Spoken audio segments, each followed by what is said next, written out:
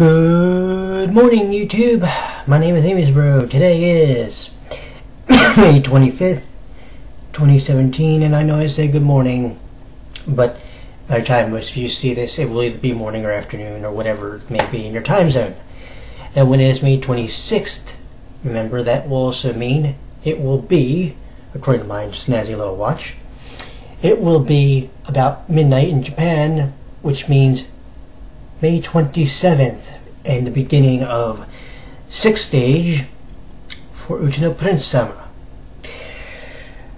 Well, not the official start, but it'll be the beginning of day 1.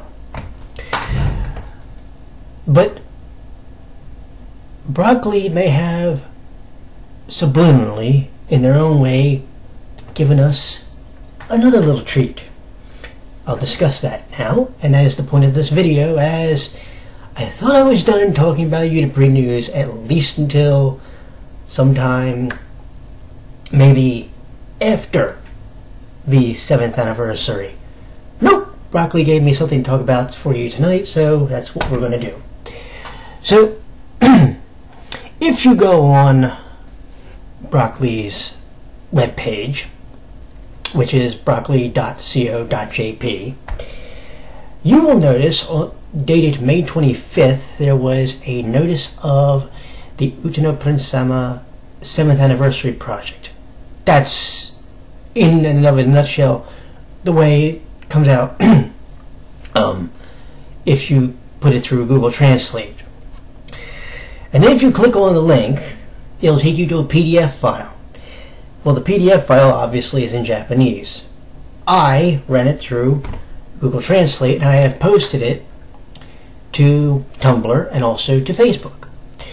So what we're going to do is we're going to go over the post, and I'm going to give you my thoughts on it because I have some very intriguing thoughts about it. So this video may run a little long tonight. Apologies. Alright, here is the post from the webpage. And remember, this is translated according to Google Translate. Notice of 7th Stage Anniversary Project UtaPri's Summer. Broccoli Company Limited, Head Office, Narima Ward, Tokyo, Representative Director Tomohiro Morita, Broccoli, planned and produced the content UtaPri's Summer, and it was released on June 24th, 2010. They don't have the year, but that was the year. The first movie of the original game, PlayStation Portable exclusive, it will be the 7th anniversary from the launch of UtaPri's Summer software. In Broccoli, I express my gratitude to everyone who supports UtaPri's Summer. On this anniversary, we will announce the contents of the 7th anniversary project. Here's the part that gets interesting now. Please watch out for the development of this work that sets UtaPri's Summer's sports and expansion to the of the world. Alright, where do we frickin' begin?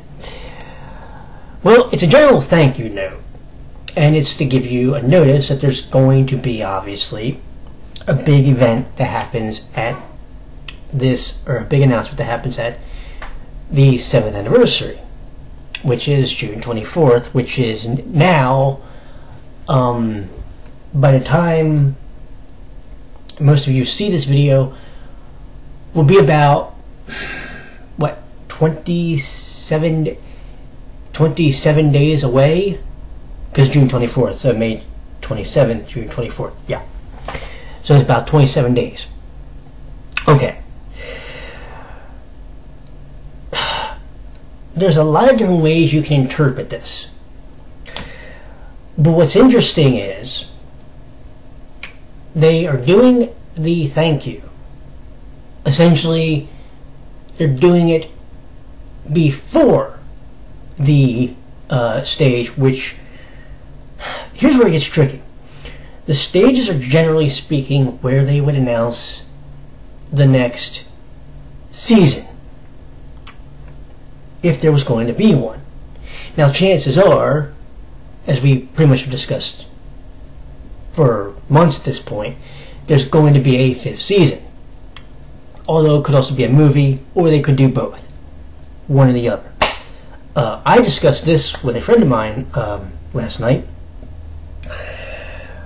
It is humanly possible that they could do the season. But what if at the end of the season they plan on doing a movie in 2018? Or in either 2018 or in 2019. That's entirely possible, and the movie would be the conclusion, effectively, of season 5. So that's a possibility. But there are some other little things that were thrown in there that kind of threw me off. When you look at the way it's translated, and we have to go back to it for a minute, it says, it's the very last line, rather. Please watch out for development of this work that sets UtaPri's sports and expansion of the world. Okay, the sports thing kind of throws me, so I don't know what the heck. That could have just been a goof up in the translation from Google Translate. But that's basically part of what it had in it. The expansion of the world part, that's where it gets interesting. Alright, so there's two ways you can look at that particular phrase. You could look at expansion of the world as they want to take their outreach, or their reach of UtaPri, and they want to take it outside of Japan and expand it into more Asian markets, or even into English-speaking markets, like, I don't know, say Europe or here in North America. It's entirely possible, because remember, it's not like Broccoli doesn't have or hasn't leased the series to Sentai Filmworks, or say Anime Plus Asia, or even the Anime Network. Now that was the anime. But what about the games? It is entirely possible they could take the games and hand them, well, I'm saying hand them, but finally give the rights over to a company that could do translations properly, and end up getting the UtaPri games localized for the first time ever. Now, who would you give it to? I'm hoping NIS America, but I can't promise you that. If it were to go this way, I was thinking it would either be NIS America or who would be another good company? Idea Factory International. But again, I don't know. I honestly God don't. Who they would give it to that could do it justice here. So if they were going for the opportunity to get it localized in the West, what company would they I won't say give the rights to, what company would step up to say, we will take the chance with UtaPri for the first time in the West as an English franchise? That's a tricky one, especially when you consider all the licensing of the music, the voice acting, etc., which is one of probably the big hurdles as to why it's never been localized here. But I was thinking about something else. Expansion of the world. Well, okay, let's think about that. What else could that mean? Then I got to thinking, and hear me out on this one because this is going to be real crazy. So, if we look at, say, a game franchise like Diabolic Lovers. Hey, I got it right. With the exception of the first 2 games,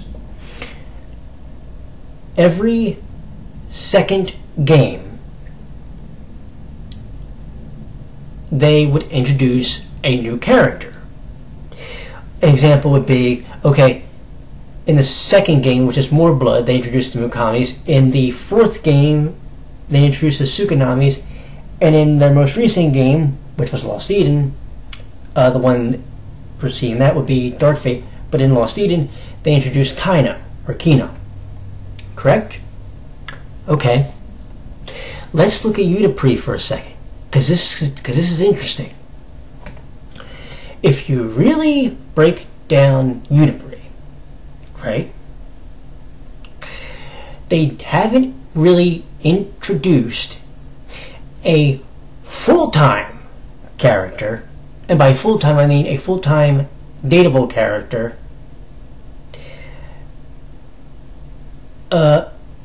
since the original game, which would be UtaPri's. For the first, 3 games, and somebody will correct me, I'm sure, your main bachelors, we'll call them, were all the Starish boys, correct? Yes, you had An Amazing Aria and Sweet Serenade. You apparently had Shining, and the Senseis, which, that's kind of weird, but anyway. Okay, but for the most part, the prevailing characters, the predominant characters, were Starish, correct? Okay. Then you get to debut.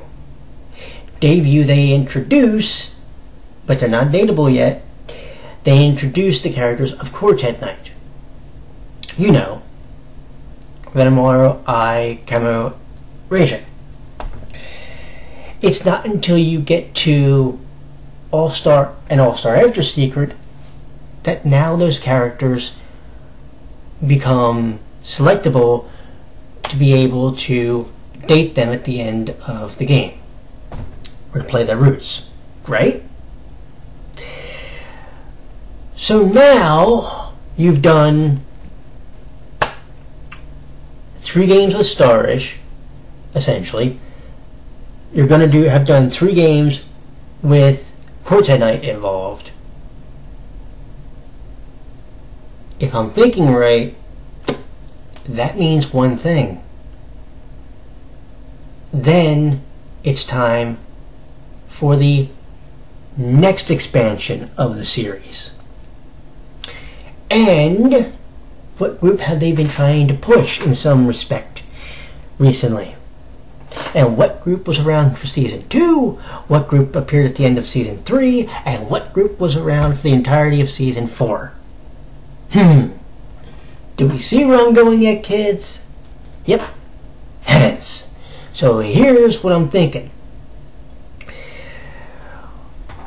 It is not only a possibility. Now, okay, let's really think about this. We know that Dolce Vita, when it comes out, it revolves around the original 11, because they specifically stay 11 bachelors. So it's going to be Starish, Quartet Knight. I'm cool with that.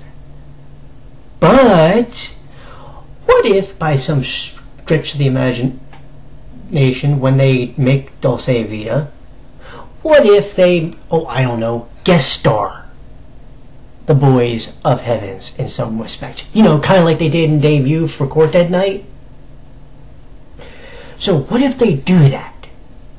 Now, they do that, they introduce you to the characters, and then the next game, or the next side games or whatever, you create a side story with Haruka and these boys. And now we get to see just how well a Heavens game would sell with them. Oh, and by the way, when you do that season, when you do that game, you also do the Heavens season. It's not out of a possibility, especially when you think about the way they've done it. Every couple of games, they've introduced new characters. Same thing with Diabolic Lovers again. Every other game, outside of course, between, you know, the original Haunted Dark Bridal and then More Blood, every other game after that, they introduced new characters, the Tsukunamis and Kaino. So if we use this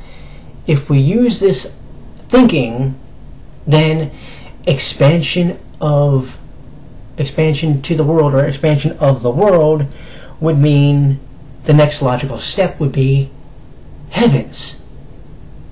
And if we think about the way Heavens is being used, you really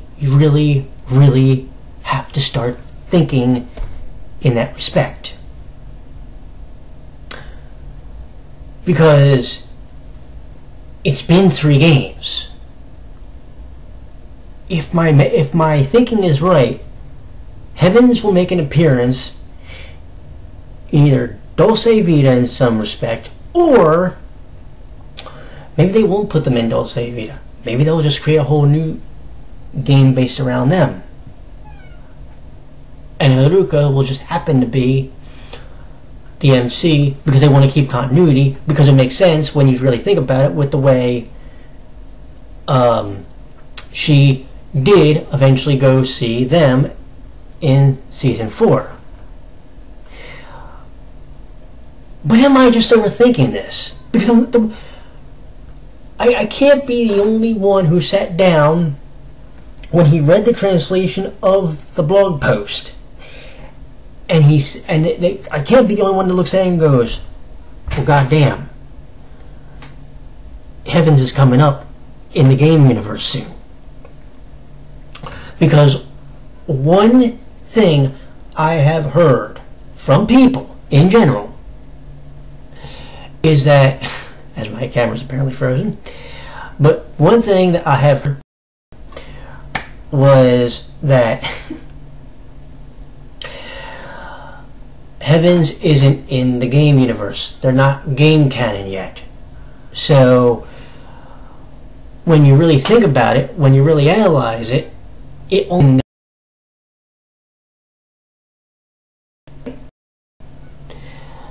So what do? You have to give them either their game, or you have to guest star them in a game first and then give them their own game. That's what you do. It ain't hard. Like, I can't be the only one who really thought about this, right? Or maybe I am. Maybe I'm the person who looked at this and went, you know, this is what they're going to do now. And then they don't do it. But I really can't see them not doing a Heavens spin-off, or including them in the main Heavens universe, UtaPri's universe, because they've been pushing them so hard in season 4. They're including them as 6th stage. Oh, and they've now got their own merchandise, be they clear files, be they plushies. They actually have those, in case you don't know, there's these little birds plushies, and each one is the color of the idol that they were partnered with. So they're going to have that, and they're dressed up like the Heavens characters. Like say it's purple for Iji because he was partnered with Tokia. It's green for give me a second. It's like a light green for Shion because he was partnered with Cecil. It's red for Ichi because he was partnered with Atoya. Do you get what I'm saying? Basically, with the way Broccoli is marketing them, it's almost a given at this point that Heavens is going to get at least one game under their belt, and everything the way they're saying as far as expansion, it only makes sense. And I'll throw this in. I'm willing to bet you, especially with the way Heavens peaked in the Oricon charts, they peaked at number 3. I'm willing to bet you that Broccoli knows their success, and they're ready and willing to pull the trigger on them as far as a game. But they wanted to see how their group single would do first. Maybe the duet singles, they didn't do all that great. I mean, they had some highs, but they had a lot of lows too in there. But their group single was consistent, as are the singles for Quartet Night, which are out now. But it only makes sense now that we're looking at a potential situation where Heavens is going to be included in the UtaPri's universe. And it's not a matter of if at this point, it's a matter of when. And I'm betting anything that they're going to announce this officially at the 7th anniversary in some way, shape, or form. I can't promise you, but the way the note reads, the way the blog post reads, oh yes, there's a Heavens game coming soon. Now the question's going to be, how does the fandom take it? Well, we know how the Japanese fandom take it. We know how the domestic fandom in Japan is taking it. How would the international fandom take it when they have been, I don't want to say like so diehard that it's toxic, but no, because that's not fair. They've been very loyal to Stars. They've been very loyal to Quartet Night. They've been very loyal to UtaPri's. But will people continue to be loyal to it if Heavens gets their own game, and if their influence, I guess you could say, becomes more profound over time? But again, I don't know. I need to find out what you guys are thinking. So please let me know in the comments or on the Facebook page this will be posted on. I hope to hear from you guys too. Anywho, you all have a good one. The next time we have a discussion, it will be more likely after 6th stage, when we'll know maybe more about the animation project and maybe a little more, but you never know, of course. Anyway, y'all have a good one, and I will talk to you in the next video. Y'all take care, my friends. Bye bye.